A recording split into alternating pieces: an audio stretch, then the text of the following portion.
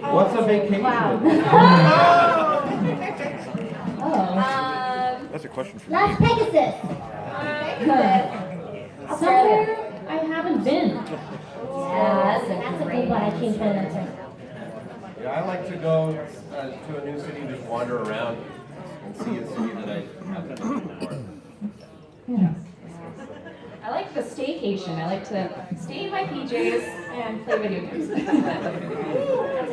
I really like the Dominican Republic. Cliche, but I like Hawaii. Yeah. I think that's Australia. it. All right. Thank you all. Thank you. Thank you. First of all, thank you for coming to this wonderful sunny place. But for Jim, just a quick question. Yes, sir. You said that season 9 was a lot about fan service. Was there any talk of having Scootaloo flying? No, the way we always treated Scootaloo is that she has, in our eyes, she is, I'm trying to say this in a polite way, but it's a disability. And we thought that it would be unfair to our disabled viewers if she was able to physically overcome her disability, because that's not realistic. And I think it's good to have representation on the show for all types of people to see themselves reflected and realize that their disability doesn't necessarily limit them, and that they're that they can actually enhance their lives, and overcoming that and learning how to be more than that, not be defined by it, is way more important than wish fulfillment. Well,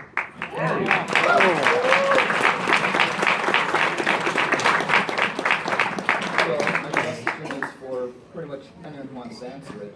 Now that the show is over and you're no longer working on it, do you guys have any plans to go back and look at any of the fan works that have been made over the past 9 years and see if you're going to enjoy any of that? We've been doing that the whole time. We had to say we weren't looking at stuff, but we totally were. Oh, was I not supposed to tell? Oh, yeah. We just don't comment, but we're reading. Oh, I see it all. Yeah. We know what you did. Yeah, Shame.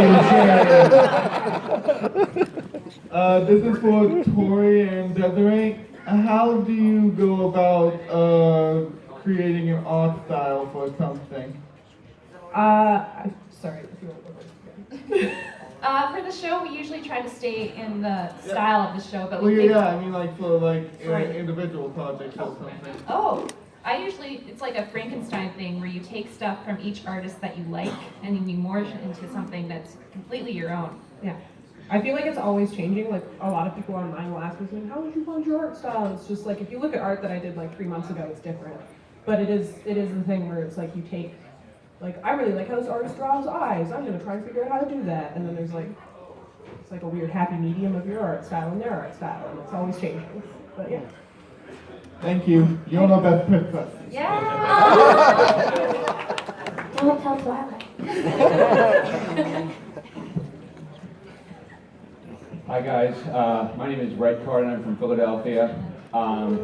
This is not really a question, but more or less a comment, actually a thank you, mainly to Big Jim. Thank you for, I want to say thank you to everything that you've done as supervising director for this series, and also to every single one of you for the role that you've played. This series really it changed my life, and it made me it changed me as a person for the better, and for that I am forever grateful. Thank you so much to all of you. Thank you. Thank you.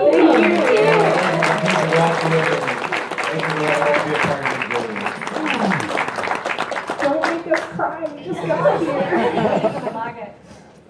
Big Jim, you mentioned yesterday that the original set for the plotline of the finale was a little longer than what we actually got, and looking at it, you feel parts of it seem a little rushed in your eyes. I'd love if you could elaborate on that a bit. Well, it was just, there was so much stuff in those, in the two-parter especially, that you kind of have to lose some non-essential to the plot things, but you still want to make sure that you have enough time for the emotional beats, and that's a really tough balancing act. So, you know, when you're working on a thing like that, sometimes you feel you're doing a pretty good job, and then you go to the very final mix, and you're like, oh no, I ruined it.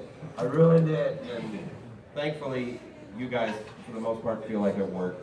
But it's definitely hard when things are feeling long, because you have to work within a very set time frame. You don't have any flexibility. We couldn't say to Hasbro, yeah, can I have 24 minutes instead of 22 because it needs it? They'd be like, sorry, we still need to air it in this time block. So you have to figure out ways to make it work. So is there anything in particular that, any particular scene or something you're calling? That were cut? Yeah. There was, in the second half, there was the sequence where we went to the Pegasi and the unicorns and the Earth ponies, and you're saying like, forget it, we're not helping anybody. They're on their own. We also went to all the other races. We went to the griffins, we went to the yaks, and it was just like, we're not helping ponies, we're not helping ponies, we're not helping ponies. And it was like, we get it. It's just eating up time. It was nice to see everybody, but the point had been made, and it also, in my mind, felt like it tipped the ending where everyone showed up to save the day. And there was also a bunch of stuff when the girls go back to Ponyville and they realize that Twilight's not there. There was some stuff of them looking in a bunch of places for her. And again, it was nice, but it wasn't integral to the plot. We just needed to we wanted more time for that conversation with Twilight and the girls in the room in the Crystal Empire, because that's more emotional, more satisfying than just, oh, she's not here. So, that kind of stuff. Hello. Morning. Just curious, are there any, this is for all of you, are there any voice actors or actors that you haven't worked with yet that you would like to work with in the future? So many. Troy Baker. I want to work with Troy Baker. I haven't worked with Brian Drummond, and I would like to work with him. Yeah. Dang, I'm trying to actually think about this. I actually have never worked with Claire until Wait, this yeah, moment. I was just gonna say. Never worked with you. Never worked with you. So there's a lot of people that like we know, but we don't even necessarily work with. But that's kind of interesting. Yeah, I got like a whole list of voiceover friends in Vancouver that I haven't worked with. I want to work with all of them. I completely agree with that. It's like, you can think of big names and like, it'd be cool to work with Mark Hamill, it'd be cool, you know, but ultimately, yeah, I'd like to work with the people who are my friends, because like, I know our friend dynamic, and it would be awesome to be in the booth with them. Oh, we totally squashed that. We were no friendship. If I learned anything from this show, Friendship ain't magic. The friendship has to go in the show, not in real life. it's fiction, people. Thank you. Thank you. Big Jim, speaking of the season finale, I noticed that certain scenes with characterization, we've seen it before, such as Twilight with her moment in the Crystal Empire, and how do you work with the writers to ensure that characters don't become one note over time? That's really tricky, and definitely something that we try to pay attention to, but we also talk a lot about how when a change happens to a person in real life, it's not necessarily a permanent change. We all have our habits, and we can backslide into things because they're comfortable or they're safe, and I think that's something we played with Twilight, with her insecurity, and by having it sort of be there for a big chunk of the season, and then she gets over it, and then to have that reality of her success shattered just sent her so far back that she needed to be reminded again. But I think that's something that, you know, some people could feel like it's one note, but I think it's very intrinsic to who she is, and to a lot of us. We all have our weird anxieties, and there's, you know, I battle with anxiety and depression, and there's days where I'm feeling really good, and there's days where it just all comes back, and I'm like, I'm screwed up. So I think it's just an more honest and real way to portray a character. Thank you. This one is for Claire. Oh, hi. Obviously the best CMC. Oh, duh. That's on me. I'm actually just real curious since I saw your YouTube where you and Michelle ended up just singing MLP songs in your voices. Yes. I'm curious, when did you take over singing as Sweetie Belle from Michelle? What a great question. Because you did really good in that Surf and Turf episode, Thank singing, you. harmonizing how you Thanks. sing. Yeah, well, a lot of the credit goes to Daniel Ingram because he's a master genius. And he's super easy to work with and very fun. I started singing for my own character from season 4 onwards. So the first song that I sang was Hearts as Strong as Horses, and then from there and everything after has been me. So, oh wow, I'm not sure if that's a good thing or a bad thing. No, it kind of confirmed it with that YouTube video. Yeah. It's a lot of people still don't know that, or they just assume that I have been singing for all of it, and then they talk about songs, and I'm like, what song was this that I apparently sung and I didn't? Even Babsy, I didn't sing Babsy. Really? But then but it's in my head playing 24/7 because it's a super repetitive song. But yeah, I don't know. That's my yes. Very cool. And then real quick, I'm really confused, Black Griffin. Me too. No, not on that question. I'm just really confused on this. How do you beat beef like a sheep? Well, there's actually a 5-step process. Yes. The first step obviously being throwing your hands up and pointing to the floor. And I can tell you later, it might take about 3.5 minutes. Awesome. We do have about 10 minutes left in our panel here, so if we could try and limit our questions to 1 or 2 guests at most, make sure everyone gets a chance to ask, please. Thank you. All right. That's a lot of pins. Thank you. In that case, Jim, what is one question that you've always wanted to answer that you've been asked at one of these, but we're not allowed to due to the show being on? Will you accept this big pile of money?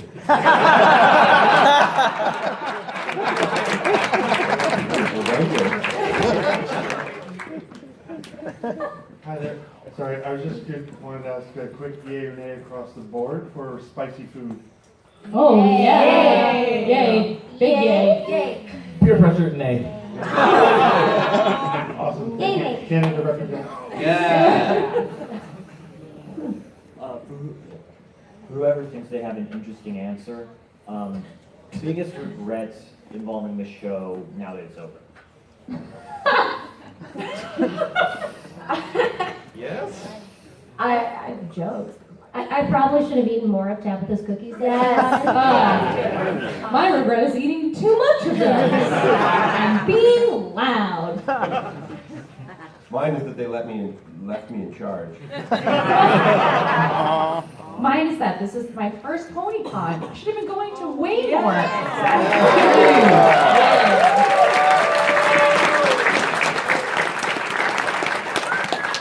Hi, my name is Albert from Metro Vancouver. It's I work 2 blocks from VHS. Nice sound. Anyways, my question is for Big Jim. I'm just wondering, who made the decision to retire the princesses and why? Because I would think that after Luna returned being from the moon, that they would rule together forever. It just felt like a natural. It was a group process. At the beginning of discussing season 9, before we even started, we have a story summit where we talk about all the ideas, and we throw out a bunch of ideas that don't even get used. And we discussed those sorts of things, and it just felt, we needed things to feel like there was a progression, right? And it can't just be, we wanted to end the show with a proper ending, and we wanted to have the characters sort of achieve certain goals, and we've been building up over the course of the entire series that Twilight has a destiny of some kind. And she can't really achieve that destiny if Celestia and Luna stay. And also they've been around for a long time, they deserve a break. So it just felt like a nice way to pass the torch, and since that's what we were kind of doing even in the finale, of establishing that there's a cyclical nature to everything in the show. So that was just a way to sort of show pieces moving on and people moving up into new tiers and levels. All right, thank you very much. Thank you. Thanks.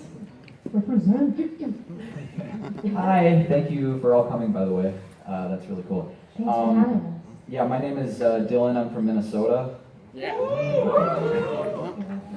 Sorry, Sonny.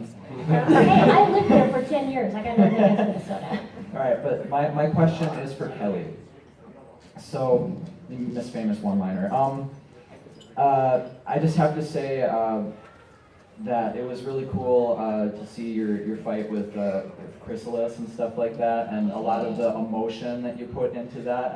I would like to ask you, how fun was it to just kind of play with that and be. Just kind Oh, of, super fun. Yeah. Yeah. And when I read the script, I was like, yeah, Starlight gets all the 80s action hero lines. Yay.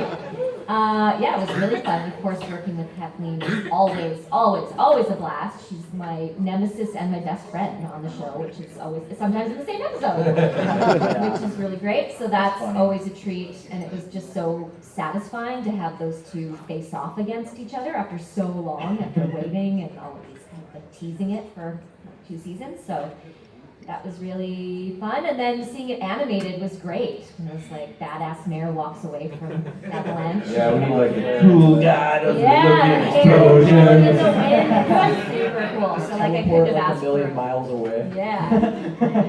I couldn't have asked for a better showdown. We don't get to see like Starlight in fight mode very often anymore, so that was very satisfying. Thanks. So, Big Jim, I've got this big pile of money here. I'll take it.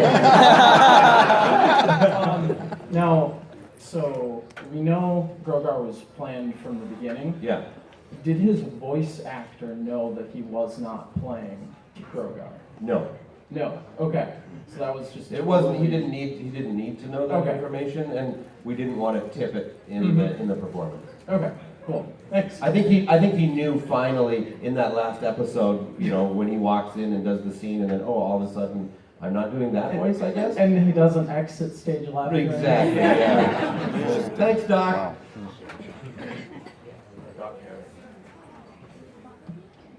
Do you need assistance with the microphone? Brad, you got it. I think it's a yes. We got something. We got Brad coming. We got something. See, we pay people to do this. We don't do Yeah. Wait, Brad gets paid? Wait, me. Charlie? Charlie? This is more of a statement than a question, but with Jim, I wanted to thank you for making that decision with Scootaloo. It means a lot to me since I have that personal connection with her. See, this is exactly why we needed to do that. Thank you so much for saying that, sir. You're an inspiration. Thank you.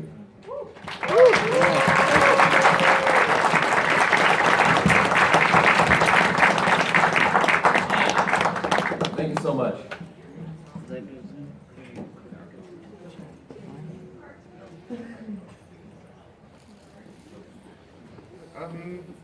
I guess this question is probably best for Jim Miller, but as much as I love Cozy Glow, I couldn't help but notice that she was like one of the only villains that didn't have a backstory, so I was wondering if there was ever any discussion between you and the staff about the possible backstory for her. Nothing official, especially once we knew that season 9 was going to be the end. We didn't have time to do that. We had bigger issues to try and wrap up, so we didn't spend time coming up with a backstory that wasn't going to be used.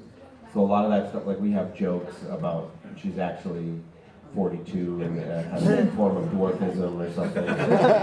So, but we never settled on it. Maybe that's something the comics will do in season 10. I mean, I was just curious, considering she was introduced like in season 8, even though her bigger role wasn't until season 9. I mean, she was very much the brainchild of Nicole Dubuque, so if you see her at a con, ask her, she might have some more definitive thoughts about that. Okay, thanks. You're welcome. Thank you. So for a while, there was a rumor around the internet that instead of Chrysalis fighting people again, she was going to reform. Any comments on those rumors at all? That was never the intention. There was, in season 6, there was a brief discussion about should she reform when her confrontation with Starlight was going to happen, and we put the kibosh on that very quickly because we need some bad guys to stay bad guys. Well, first off, I'd like to say thank you, Claire, for getting bad seeds stuck in my head again. Sorry. I didn't even sing it. Yeah, yeah, yeah. Yeah, no. So my question is for Big Jim. We've seen in the epilogue, Gallus was the only one of the young six to get a speaking role. Was there ever planned the planning stages of the script that the others might have gotten a role? It would have been nice to have time to do everybody, but again, we had such a time constraint on the, like that, it would have been great if that episode could have been an hour long, so we could have delved more into everybody's history, but no, it wasn't planned to have one. All right, thank you. Unfortunately. Also, Gavin gave us a bunch of money, so we I'm Brad from Indiana. I just had a quick question for Jim. Yes, sir. So, with the pony criminal justice system, what determines the factors of being turned to stone, being completely obliterated, or being reformed within Starlight? Well, the Reformation, I think, is it's like the Star Wars thing of I can feel there's still good in you. Honestly, we never worked out a sort of what constitutes a major homicide offense versus manslaughter. I think with the turning people to stone, that was just that they had gone. They blew up chunks of Canterlot. They brought back the Wendigos. They caused all sorts of crazy stuff that had never been done before, which is even more. And plus their previous crimes too, and the fact that they never seemed to want to give up, I think is what made the determination to have to take them off the table, so to speak. All right, thank you. Hi, how you doing? I'm Santo from New York.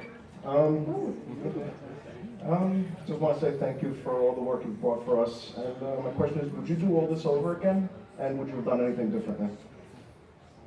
Yeah, I would do it again. I had such a good time making it. I think knowing what I know now in terms of my own personal work experience, I think I could do a better job starting from the beginning. So that'd be an interesting prospect.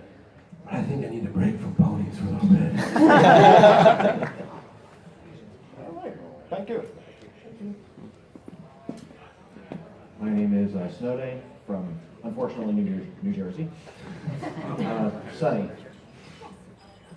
it seemed like in season 8, by the finale, Cozy Glow had more of a benevolent dictator type of feel. I mean, obviously stealing magic wasn't nice, but it seemed like she at least believed that the ponies would be satisfied under her rule. Yeah. And so, did her motivation change between season 8 and season 9 to one more of vengeance? Because it seemed more like she thought she was good in a twisted way, and then just went to liking evil throughout season 9. That's the way I interpreted the writing. Absolutely benevolent dictator. I'm going to do what's best for you, and mostly best for me, right? Because she wants the power. But then it was like, yeah, just pure on straight out revenge and power. And who are we to judge the ramblings of the deranged mind? We all have motivation for doing what we do. It's not always clear. It's not always right. Thank you. My name's Mad Mac. I hail from North Carolina, and I have a question, anybody. Was there ever a plan to make Starlight Glimmer an alicorn? Yes. No, Absolutely. Kelly kept giving us these scripts, and we're like, it's not gonna happen.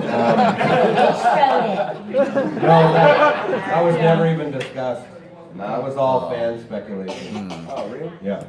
All right. Starlight Glimmer's best waifu. Thank you. Mad Max Fury Road. I got it. Hello. I'm Josh. I'm from Washington State, so I'm close. Close enough. I'm close. This question is for Sunny because I've heard it come up in Paleo. What part of Wisconsin are you from? If we can sneak it in, how did you get to work in Canada? I'm from Verona, so if this is Wisconsin, it's 11 miles west of Madison. I grew up there before there was Epic, and I got to Canada because I married a Canadian. The old How shit. No, it's alright. Okay, go ahead. Hello, my name is Gage. I'm actually from Wisconsin myself. You're just a pile of cheese curds in pants. Anyway, this is for Big Jim. If you had the time, and the ability, would you like to do an extended cut, of the finale, to add some of the ideas that you couldn't do due to the time restraints of the show broadcast schedule? I mean, if we had time, I think I would like to expand what was there, not necessarily put back what was cut, because I think the things that were cut were, and again, no offense to the writers, were just extensions of an existing point, but it would be nice to have more time and more stuff around those moments to sort of flesh out like the journey and maybe have some more moments between the friends and like the young six and just what's going on with them. That would be cool. Thank you.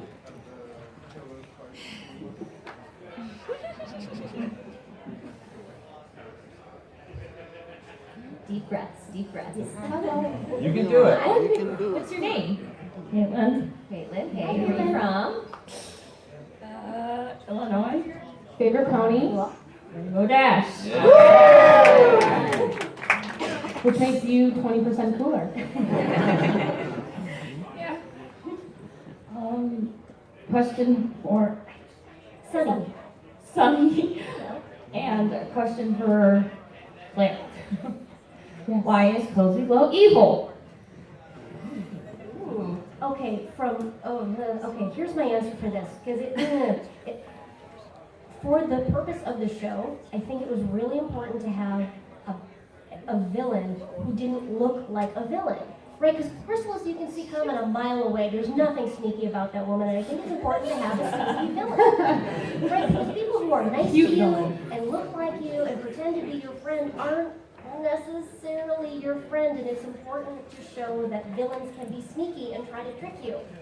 I think that's important to know, and that's why she's bad. And that's why Sweetie Belle's also a villain. Just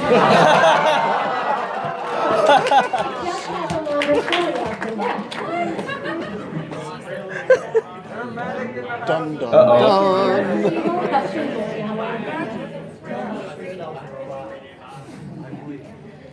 And question for Claire. Yes.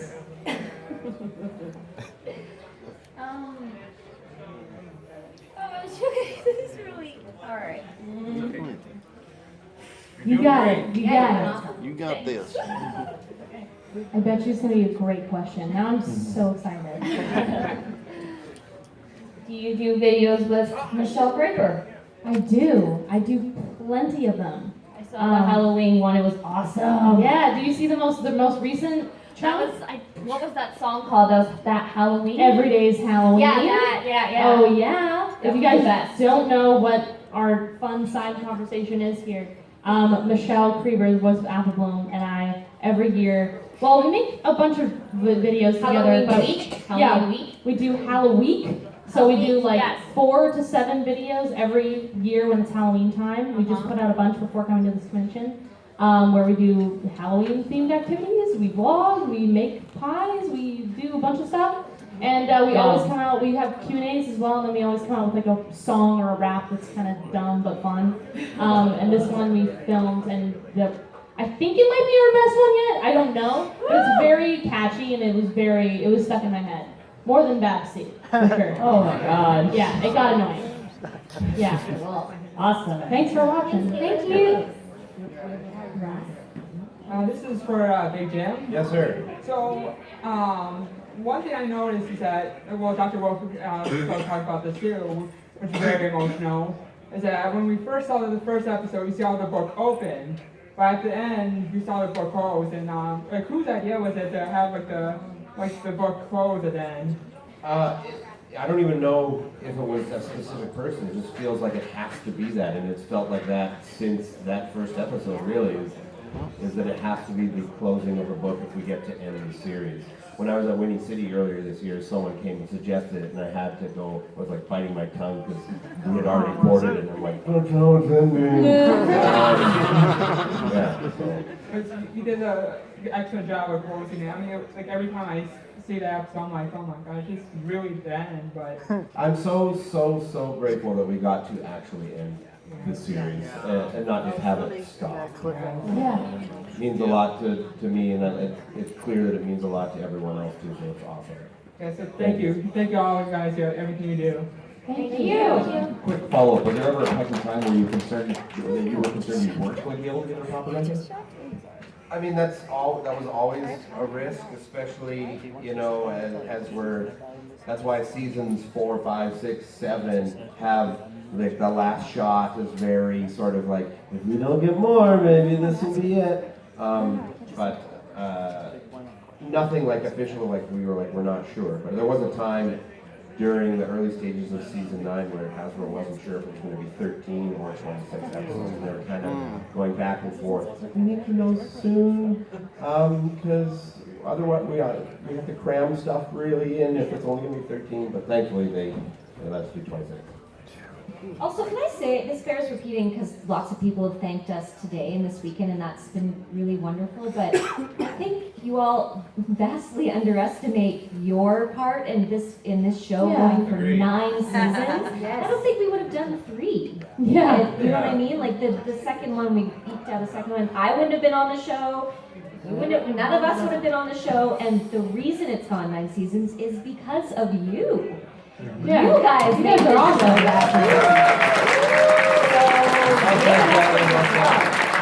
You are the main 6 million. So thank you. Thanks for letting us be a part of this amazing experience and giving us jobs.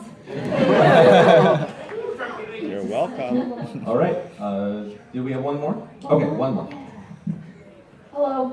Hello. I'm a little nervous, so I get Me nervous. too. I'm sweating. I don't know about you, but I'm sweating. It's hot up here. I'm literally shaking because I'm really nervous. So I'm like my sister. So I have a question for Gabe. Hello. Hi. How are you? I'm good. I'm also from Illinois, also too. Oh, very nice. So, I went to boot camp how there. long have you been doing impressions on YouTube for?